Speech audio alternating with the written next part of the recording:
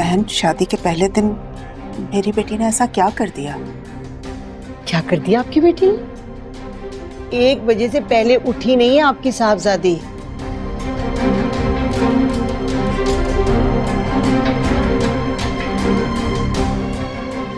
ये तरबियत दी है आपने इसको?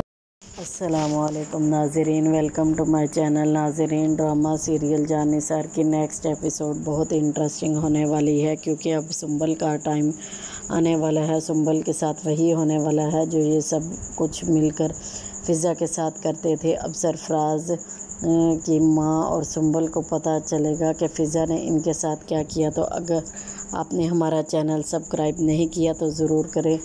तो जैसे ही सुंबल की सास अगले दिन सुंबल और अपने बेटे और बेटियों के साथ सुंबल के घर जाती है, जहां सबसे पहले तो वो सुंबल की माँ को सुंबल की शिकायत लगाती है और कहती है आपकी बेटी बहुत ही बदले है, इसे तो कोई काम ही नहीं आता, आपने इसे कुछ सिखा कर भेजा भी है या नहीं। जहाँ ये सुंबल कहेगी कि पहले दिन मेरी बेटी ने क्या कर दिया जो आप में ऐसे बोल रही हैं। फ़िज़ा के सुंबल की सास कह रही है सुंबल ने अब ऐसे वो बन गई है जैसे इसे कुछ पता ही नहीं, जैसे इसने फ़िज़ा के साथ कुछ भी नहीं किया। यहाँ पर खिज़र की माँ सुंबल की माँ से कहेगी जैसे आपको पता ही नहीं, आपने अपनी बेटी की तरबियत कैसे की। आपकी नवाबजादी बेटी आज 1 बजे उठी है, मुझे तो यही लग रहा है इसका रोज़ का यही काम है। शरीफ घर की लड़कियों के ये तौर तरीके होते हैं, 1 बजे तक सोई रहती है। आपने इसकी कैसी तरबियत की है, इससे ससुराल जाकर ऐसे सो जाना और एक बजे तक सोती रहना और घर वालों को कुछ ना पूछना। इसे एहसास होना चाहिए कि इसका एक अदद शौहर है और एक अदद सास भी है, जिसके साथ साथ 3 नन्हे बच्चे भी हैं। इसको तो चाहिए था कि ये सुबह सुबह उठकर हमारे लिए नाश्ता बनाती, चलो हमारा ना सही से खिज़र का ही नाश्ता बना लेती, लेकिन यह तो महारानी बनकर सोई रही। जहाँ पर सरफराज खड़ा होकर सारी बातें सुन लेगा और कहेगा कि आपके ही बेटे को शौक़ था इससे शादी करने का और जल्दी शादी करके ले जाने का, हमने तो नहीं कहा था कितनी जल्दी शादी कर लो अब भुगते। जिसके बाद सरफराज वहाँ से चला जाएगा, क्योंकि सरफराज को कोई फ़र्क नहीं पड़ता। जहाँ फिर वो भी कशमाला को फ़ोन करेगा और कशमाला से कहेगा कशमाला मुझे पैसों की सख्त ज़रूरत है, इसलिए आप कब आ रही हो तुम पैसे देने, तुमने वादा किया था कि आप मुझे कुछ दिनों में पैसे मिल जाएंगे।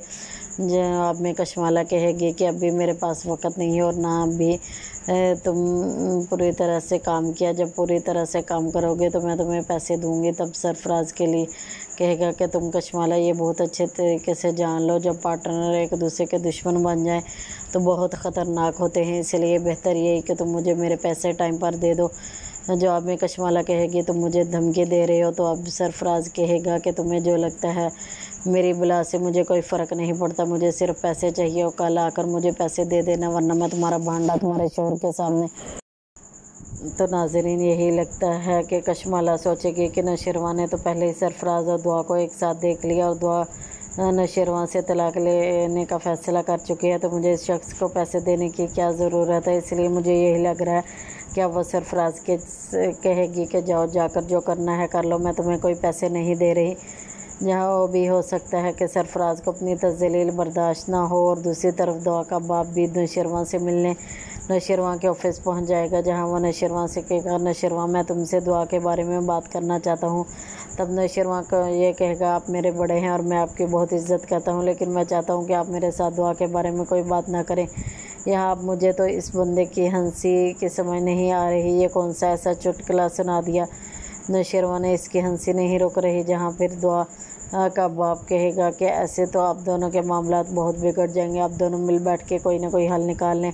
नौशरवा कहेगा इसके वाले से कि मेरे पास तो इस चीज़ का कोई हल नहीं, मैं तो इसको इतनी दफ़ा सरफराज के साथ देख चुका हूँ, मैं इन सब चीज़ों को झुठला नहीं सकता। दुआ आगे से कुछ बोलती भी नहीं, ना ही मैंने इसे सरफराज को कुछ कहते सुना, इसीलिए मैं कैसे दुआ पर यकीन कर लूँ। मैं जब भी इस पर यकीन करने की कोशिश करता हूँ वो कुछ ना कुछ ऐसा कर देती है कि मुझे इस पर यकीन उठ जाता है। इसलिए अब आप दुआ के बारे में मुझसे कोई बात ना करें, यहाँ से चले जाएं। जिसके बाद दुआ का बाप वापस आ जाएगा, लेकिन दुआ सरफराज से मिलना बंद नहीं करेगी, बल्कि जैसे ही सरफराज को पता चलेगा कि अब कशमाला इसके हाथों से निकल गई है और अब वो इससे पैसे नहीं देगी, तो वो सोचेगा कि क्यों ना अपने दुआ से पैसे ले लूँ, या फिर वो दुआ को फ़ोन करके बुलाएगा और दुआ जैसे ही से मिलेगी तो सरफराज कहेगा वैसे तो मुझे कशमाला पैसे देने वाली थी, लेकिन अगर तुम चाहती हो तो मैं तुम्हें भी कुछ ऐसा दे सकता हूँ जिसके बाद तुम भी मुझे माला माल कर दो। जो दुआ कहेगी ऐसा क्या है तुम्हारे पास जो तुम्हें खुशहाल भी पैसे देने वाली थी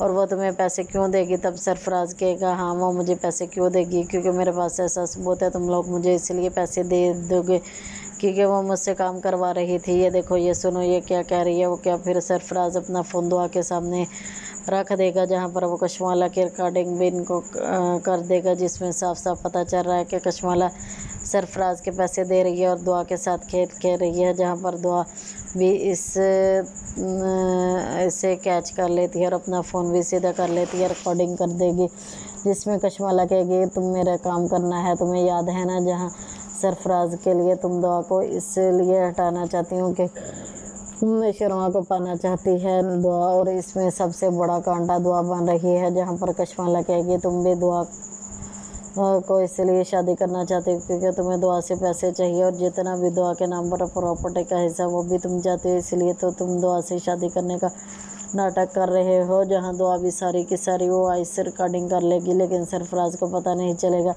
मुझे तो ये समझ नहीं आ रही कितना शातिर सरफराज आज कैसे बेवकूफ़ बन गया, वो भी दुआ के आगे, और इसे पता ही नहीं चला कि दुआ इसकी रिकॉर्डिंग कर रही है। दुआ जैसी बेवकूफ़ लड़की को इतनी अकल कैसे आ गई कि इसने जल्दी रिकॉर्डिंग का बटन ऑन करके रिकॉर्ड करना शुरू कर दिया। तब सरफराज दुआ से कहेगा ये सब कुछ है जिसकी वजह से कशमाला मुझे पैसे देगी, अब मैं चाहता हूँ कि तुम मुझे पैसे दे दो, ये रिकॉर्डिंग मैं तुम्हें दे दूँगा। जहाँ मुझे तो यही लग रहा है कि दुआ से इनकार कर देगी क्योंकि इसके पास तो पहले ही सबूत आ चुका। वहाँ सरफराज बकवास करके वहाँ से आ जाएगी क्योंकि इसको तो सारी सच्चाई का भी पता चल जाएगा और इसके हाथ अच्छा खासा सबूत लग जाएगा, जिसके बाद वो वॉइस रिकॉर्डिंग लेकर सीधा अपने घर जाएगी और फिज़ा के मुंह पर मोबाइल मारेगी। और मुझे ऐसे ही लग रहा है कि दुआ सबसे पहले अपने घर वालों को वो सारी रिकॉर्डिंग सुनाएगी और बताएगी कशमाला और सरफराज मिलकर मेरे ख़िलाफ़ चले रहे। मैंने सरफराज को कभी नहीं बुलाया, बल्कि कशमाला इसको सारी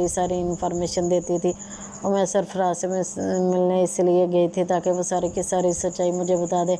आज इसने वो गलती कर दी, मैंने सारी रिकॉर्डिंग कर ली, अब क्या चाहोगी फ़िज़ा? तो मुझे तो यही लग रहा है कि इसके बाद फ़िज़ा और फ़िज़ा की माँ दुआ से माफ़ी मांगेंगे। अब यहाँ यह सकता दुआ वही रिकॉर्डिंग लेकर नशरवा के घर पहुँच जाए, जिसके बाद वो अम्मा सही और बाबा सही कशमाला के सामने नशरवा को रिकॉर्डिंग सुनाएगी और बताएगी कि आपके घर में सांप पड़ रहा है।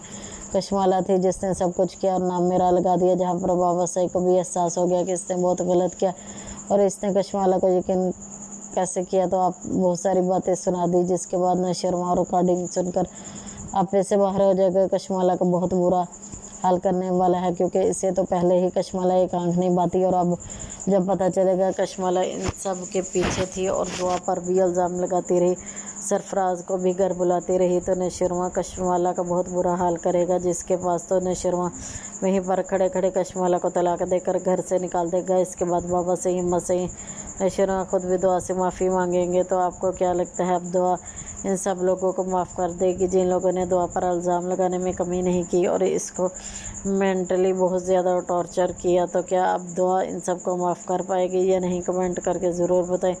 ऐसी वीडियो देखने के लिए हमारे चैनल को सब्सक्राइब करना मत भूलें। मज़ीद ऐसी वीडियो और अपडेट्स के लिए देखते रहिए आप हमारा चैनल हुमैरा सत्तार के नाम से ज़्यादा से ज़्यादा शेयर करें, लाइक करें, सब्सक्राइब करें।